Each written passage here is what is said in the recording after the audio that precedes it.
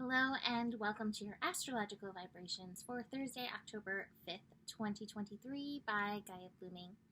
I'm Mimi and our energy mantra for today is just like the universe, I expand and come back to balance, and expand, come back to center, and expand, come back to balance. And just keep remembering that in this processing, what you are doing is expanding yourself, expanding your comfort zones, expanding your wisdom, expanding your experience, expanding soul lessons, and come back intermittently, back here, back to center, back to balance, to breathe before moving into expansion again. Because it is still Yodasaurus out there. It is so, just looking at this chart, I don't always have to keep the chart up while I do this. But I have to because there's so much going on, and at the same time it's a little disorienting because there is so much going on. So let's just recap the odds. Now, of course, you can check out some of the earlier scopes from this week where I go into more depth, but we're finishing up early in the morning a Pluto-focused yod that is with the moon and Venus and Lilith feeding into that. We have a Venus-focused yod that is focused on Venus with Pluto and Neptune feeding in. We have a Mars-focused yod connecting into Mars and Neptune and Uranus. And then we have a Neptune-focused yod with Mars and Pluto feeding in. So, holy Toledo, is that like 4? It's like 4 yods. It's nuts. And somebody asked me the other day, they were like, do people with yods feel it even more? And yes, we all are feeling these yods. But if you have a yod, it like activates a deeper yodectomy within yourself. That is technical terms by Mimi. Yodasaurus, yodectomies. That can just make it feel just that more intense. Joe will always ask, he's like, is my yod activated? So he can feel it when the energy comes in. So there's a lot going on. Now, 2 of the main inconjuncts that are happening today, which inconjuncts are part of what make up the yods, is one between Mercury, newly in Libra. In fact, as of this recording, it has just moved into Libra. So Mercury in conjunct Saturn. This is actually not one of the yods. Just imagine, there could be even more yods if there was something else hanging out somewhere else. Early Taurus degrees. But this is really interesting because I feel like in this yod energy that we're going through, we are unraveling really deep, what's the right word? Craters, really deep craters of patterning that have been here for lifetimes that are no longer serving us in the collective and us as individuals. So this is a really powerful time, this Yodasaurus. And just a reminder, like, what's a yod? It's like the universe being like, this is important, this is important, this is important. And because there's so much importance going on, what is coming up for you right now is important.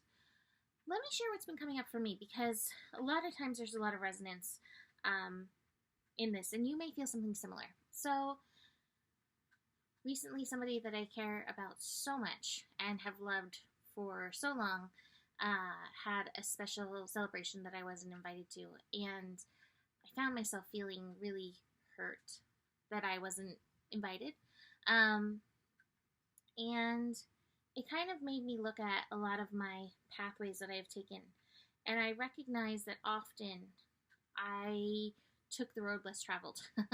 I took the road of soul. I took the road of greater spiritual lessons, which maybe took me away from people that I cared about so that I wasn't as seemingly connected to them. I am somebody who loves so hard. If I've ever loved you, I always love you. So it's happened several times where I've kind of found myself moving away from these people that I care about so much. And I was just looking at those life choices and yeah, I would still do it again. I would still take this path of soul. I would still take the Lilith path. We have Venus and Lilith hanging out together today, which is where I was going to go with this anyway. So I was appreciating my courageous heart. I was appreciating that I've taken the road less traveled. I was appreciating my bravery, even as I was grieving these connections that I still feel, right? That I still would honor in different ways. You may be feeling something similar, and yet in the pattern, it's like releasing myself from, I don't know, did I do something wrong? Any guilt that I may feel for having taken those. Venus and Lilith conjunct as part of the yadiness going on, feeding into several of these yads. Can you love yourself enough to take the road less traveled? That's your path. Can you love yourself enough to be like, this is where I'm going. I love you much. And I'm going to continue to love you as I take this path, as I walk this path. I love that Lilith has moved back into Leo to help support the final grand finale of Venus moving through Leo. Venus has been in Leo since June. That's such a long time. Venus took about 40 days retrograding, and here back again, just about finishing up the shadow energy of this and preparing to move into Virgo. But this is a call to listen to the intuition of your heart in moving forward. Now, let me just clarify something, because some people can get confused. There are multiple Liliths in the chart. When I am saying Lilith, I'm talking about the true Black Moon Lilith placement. A lot of people follow the mean placement, but I find the true placement is so much more yin because it oscillates and it's all over the place and it's in and out of signs. And so it was in Virgo for a little bit, but here it is back in Leo, and I find makes strong connections when strong connections are important. So this is powerful. And if you're somebody who hasn't necessarily taken the road less traveled, there may be a calling for you to do so at this time. It's a calling to listen to your intuition and find that alignment to take those steps. These eclipses coming in are so deeply yin. It is time to honor the calling of your inner yin. And it doesn't always make sense, which is what is hard in this world. We want it to be logical. We want it to make sense. We want it to be practical. And the yin is not that. And yet, oh my gosh, will it take you so far? Supporting the yin energies is the moon moving into Cancer.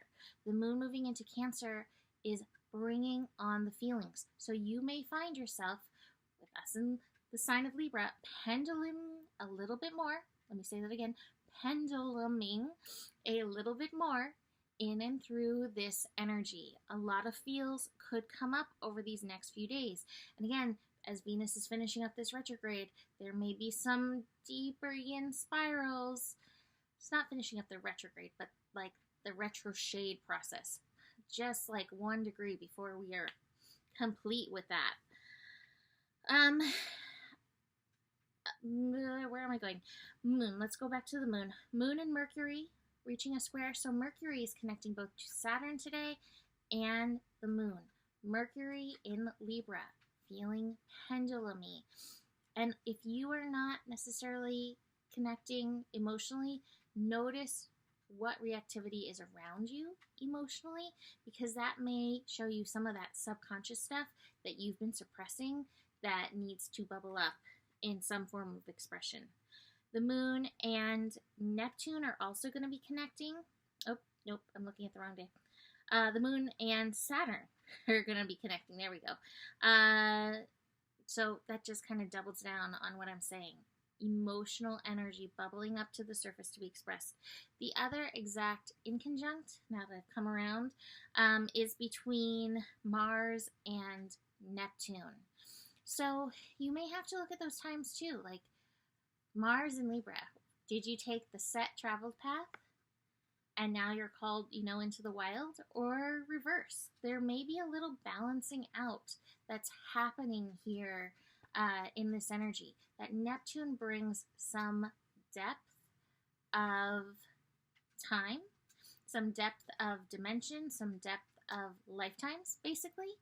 And Uranus feeding into this energy is like, stay grounded. It's okay. Your time is coming. But again, listen to the calling of the yin, your yin consciousness, to help support you in where you are going. We still have major transformation coming up, but it's here with the patience card. So just be patient. This process is a long unwinding. Like I said, multiple cords to multiple lifetimes coming up, especially with the Neptune yadiness still at play. Taking out some really old stuff. What do we have here?